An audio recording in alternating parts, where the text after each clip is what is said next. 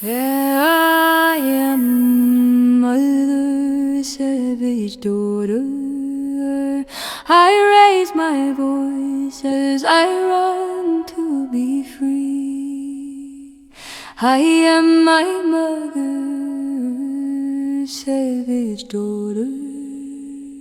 I won't let darkness be all that they see. I am my mother's savage daughter.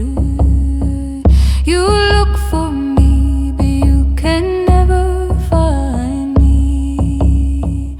I've long left the home to live in my tomb. I call to the darkness to set myself free. I am my mother's savage daughter. I raise my voice as I run to be free. I am my mother's savage daughter. I won't let darkness be all that they see. My mother's child dances in the darkness.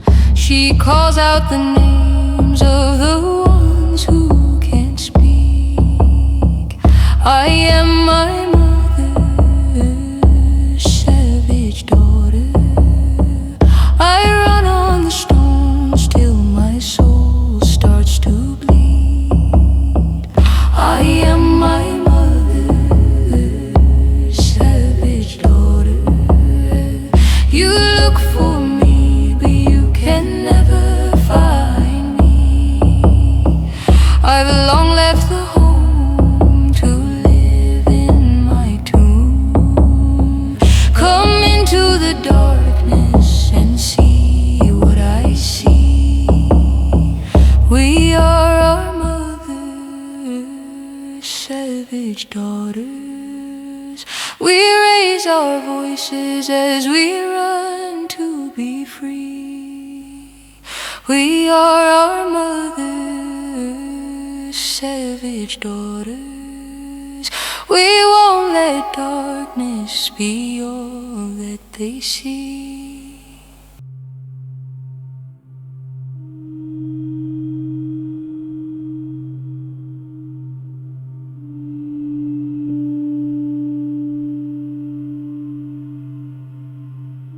Long before the headlines, there once was a little girl in Louisiana, born on May 3rd, 1967, in Chack Bay, a small place where families are close and reputations travel faster than people do.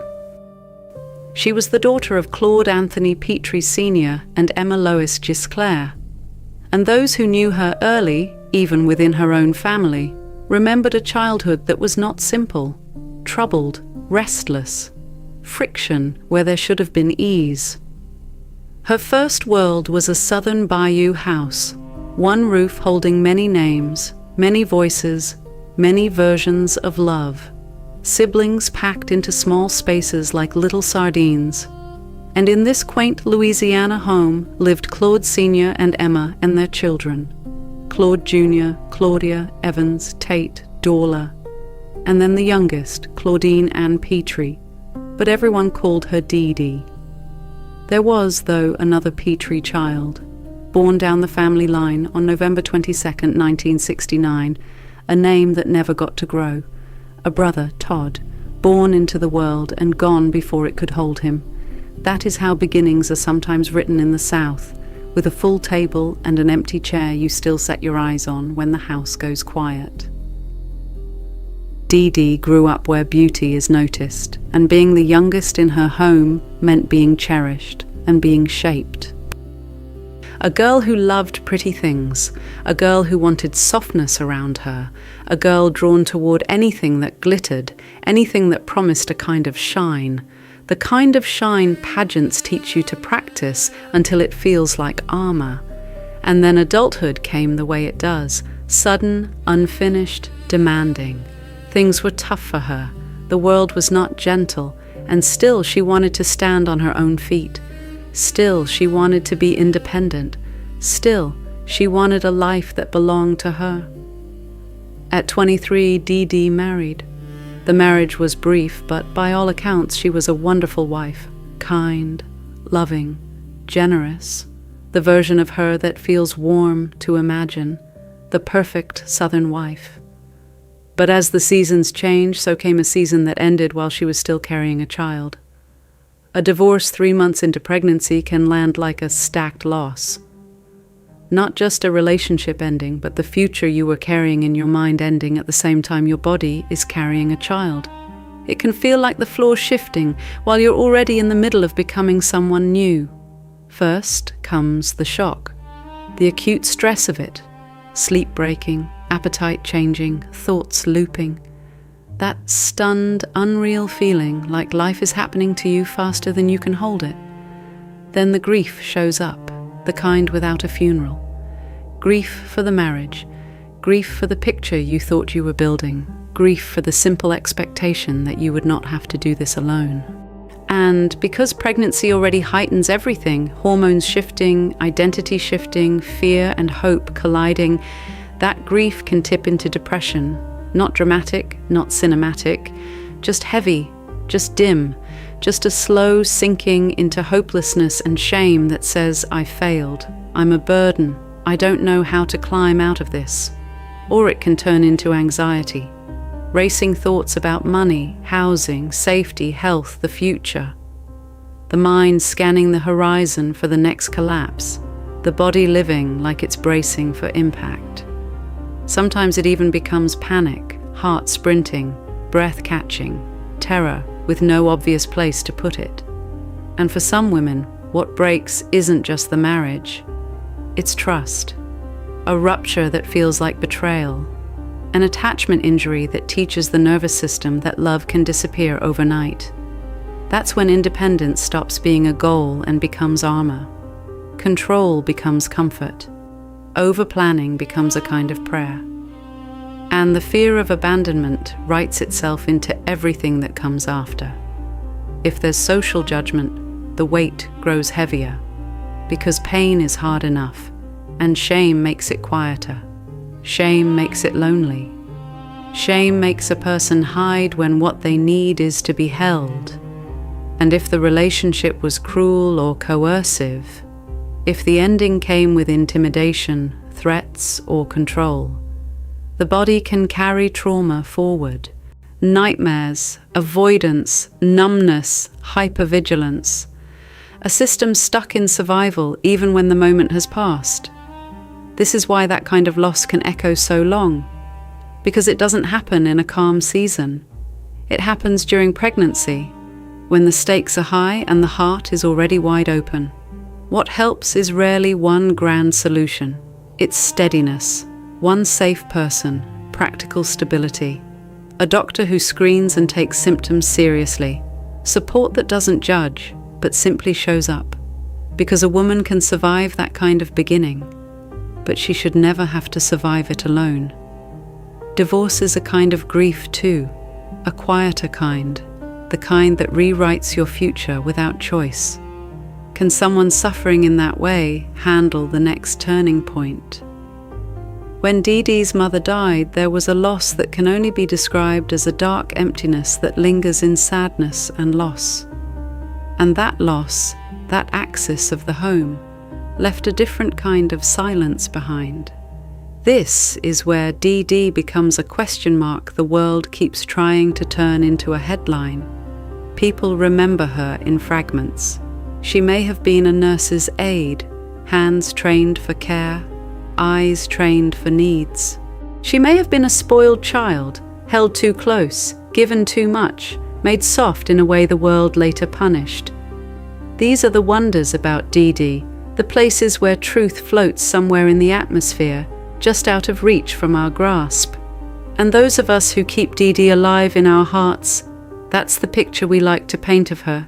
Because memory, when it's made with tenderness, tries to paint the human being, not the myth. And for whatever else the world tries to reduce her into, Dee Dee loved being a mother, her purpose, her identity, a life she could hold in her own arms when everything else felt like it might slip away. The hard parts belong to the story, so does the humanity. Dee Dee's name lives online now as a verdict, a shorthand, a warning label, a character built from headlines. Most people received her life backward, beginning with the ending. Documentaries, dramatizations, retellings. A life turned into a role turned into a reputation. And reputations, once digitized, rarely soften. They harden into search results.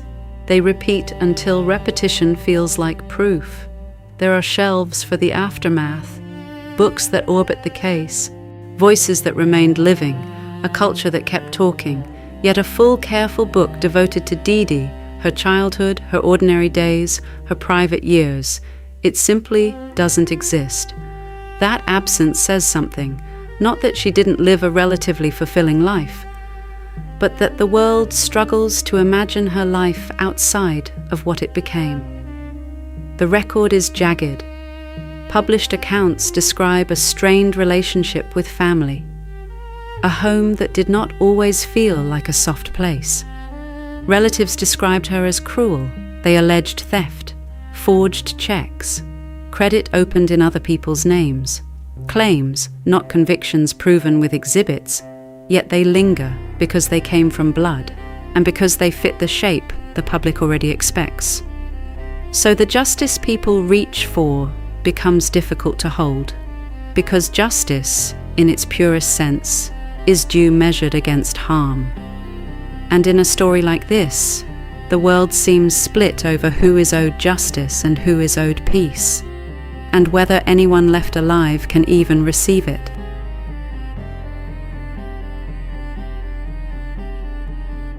So let something rare be done for her, something honest, something careful. Let Dee Dee be given what is due. A full beginning, a real life, and a dignified ending. For the dead, justice becomes something else, not a sentence, not a headline, a remembrance that refuses to let a life be flattened into a moment. Justice is giving each person what they are due, a steady conformity to law and right, honesty in our dealings, integrity in every exchange. But when the victim is gone, justice becomes a word people hold up like a candle, not because it changes the past, but because it keeps the past from being erased. And when the legal system has already closed its chapter, when the sentence has been served, when the paperwork says resolved, that candle doesn't go out, because closure isn't a verdict. Accountability isn't a number. Moral balance doesn't arrive on a calendar. So what do people mean when they say justice for her? Sometimes they mean a life can't be traded for years. Sometimes they mean truth matters more than noise, and the dead deserve better than being turned into a spectacle or a trending topic. And sometimes they mean something simpler, something quiet and human. Don't let her disappear. Here's the truth, though. Real justice for someone like Dee Dee is complicated. Not because her life was simple, not because her story is comfortable, but because her name became a battlefield. And battlefields don't leave room for nuance. And when the internet gets involved, it tends to do what the internet does. It chases the living drama, it rewards the loudest storyline, and it forgets the person who can no longer speak. So let the focus return to what matters: truth, memory, dignity. Because if someone mattered, they can't be reduced to a presentation for the world to dissect. Their story deserves to be told like they were human, and Dee Dee was human. Justice for Dee Dee, not for revenge, but for remembrance. There comes a moment when the pursuit of justice stops moving forward and starts moving in circles. The same questions, documents, breakdowns, and the truth underneath it is simple. All of this content, all of this relentless digging, is a cry for Gypsy to come forward and speak honestly. Answers, clarity, a plain account that doesn't dodge the weight of what happened. The longing makes sense. It is human to want an ending, human to want the last page, human to feel anger at what feels unresolved and tenderness for someone never met. But a line exists between seeking truth and feeding a spectacle. If honesty comes, it won't be forced by repetition. If it never comes, a choice remains: to care more cleanly, to turn emotion into impact, to let compassion create a ripple effect outward instead of a storm that never clears. Remember Dee Dee, a daughter, a sister, a mother, a woman with a name that existed long before the ending. Let her be more than the moment that made her famous, more than the version that fits inside a debate, because remembrance is dignity, and dignity is peace. So let her rest there, in the soft truth that she lived, and in the quiet respect of being remembered without being used. There will always be people who feel in their bones that something about this story still sits unfinished, that justice, in the way the heart understands justice, doesn't end just because a sentence ends. There comes a moment when the pursuit of justice stops moving forward and starts moving in circles, because so many people keep returning to the records and peeling them back again and again, hoping that if enough voices ask the question loudly enough, the silence will finally break, hoping that the missing piece will finally be handed over, so the wondering can stop, so the grief can settle, so the mind can finally unclench. That longing makes sense. It is human to want an ending. It is human to want the last page. But there will also be a smaller group, quieter, steadier, harder to shake, who refuse to let the internet normalize cruelty. People who refuse to let lies spread unchecked until they start to sound like truth. People who refuse to let a story like this become a fairy tale with a dangerous moral, where harm is justified, where murder becomes branding, where accountability is optional, because children are listening, teenagers are watching, and what adults celebrate online doesn't stay online. So the line gets drawn right here with standards. Truth when it can be proven. Alleged when it cannot. Receipts instead of rumors. Fact, check your own content before you spread it to your audience who trusts you. And when behavior crosses into harm, when content becomes manipulation, when money is raised through deception, when harassment is encouraged, when violence is romanticized, there are real channels for that. Report the post, document the pattern, send it to the platform, point people to prevention, support organizations that protect kids, amplify voices that teach safety, not spectacle. That is the community that stands and the community that I believe in, trustworthy, honest, and dedicated, by refusing to participate in harm, by refusing to reward it, by refusing to let it become normal. We don't stalk a person's life. We don't circle their home in the dark. We're not dragging children into adult wars. And we don't gossip about relationship drama. And justice lives in how a story is told. Refuse the loud and prophetic version that flatters the audience and dishonors the dead. Because in the end, when punishment is finished and the courtroom has gone quiet, justice becomes one question. What did the living do with the memory? Did it become entertainment, or did it become impact? That is what remains. Because people do have the right to feel passionately about what feels unfair, to feel anger when something seems unbalanced, to feel sorrow for someone they never met, to want good for a stranger, and to mean it. That impulse, that tenderness mixed with righteous fury, is proof that the heart still works. It's proof that cruelty hasn't won. So let that emotion be honored, not exploited. Let it become empathy, not obsession. Let it become action, not spectacle. Because if justice can't be forced, it can still be carried.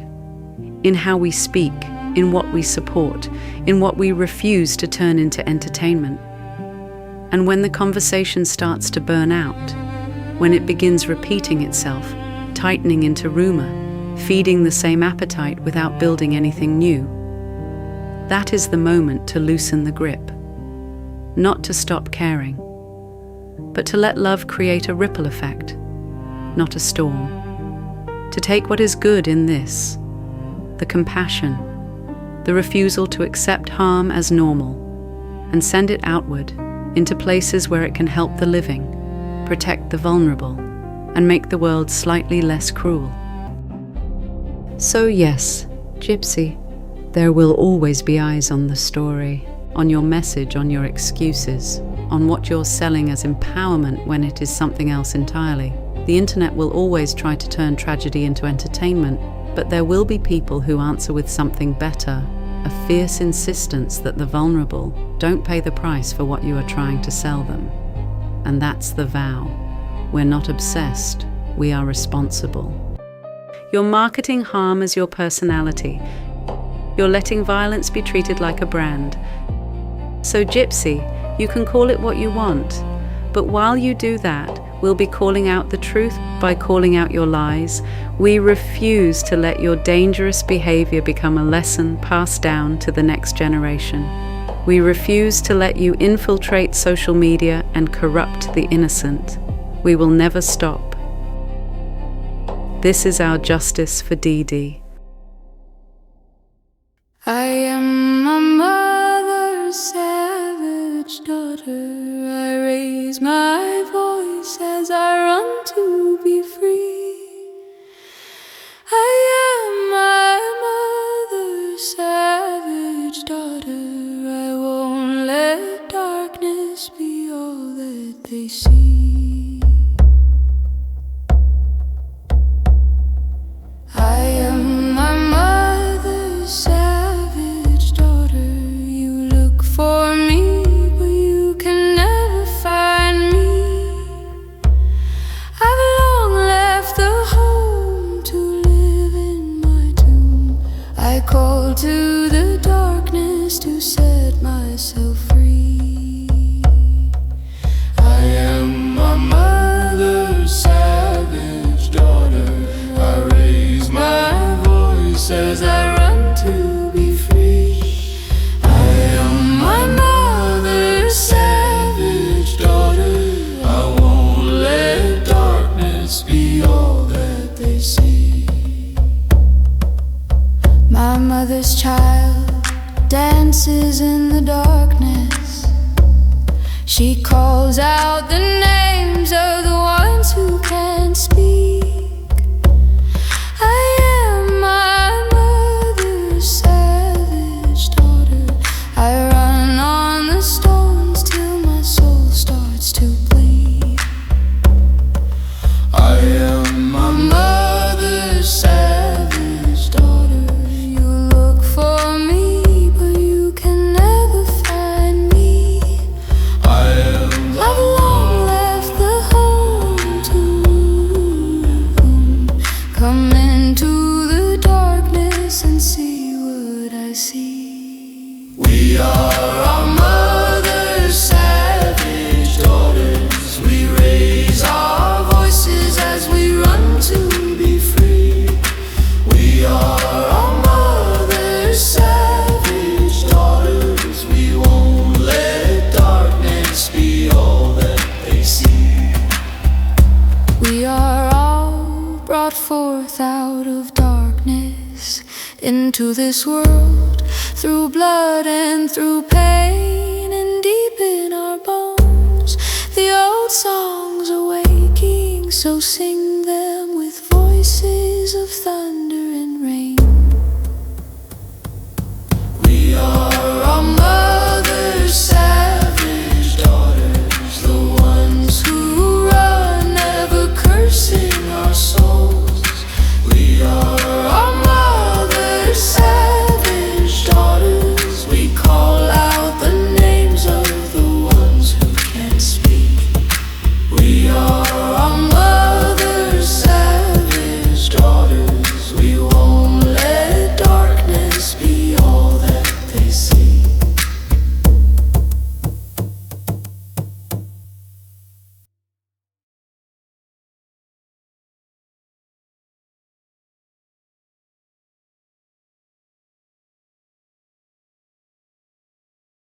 what about Jesse? What about Jesse? Stop playing around with her. Yeah, what about Jesse, man? Linebacker Jesse. Everybody's got their money on Jesse. Everybody go sub to Jess, man. Get her popping.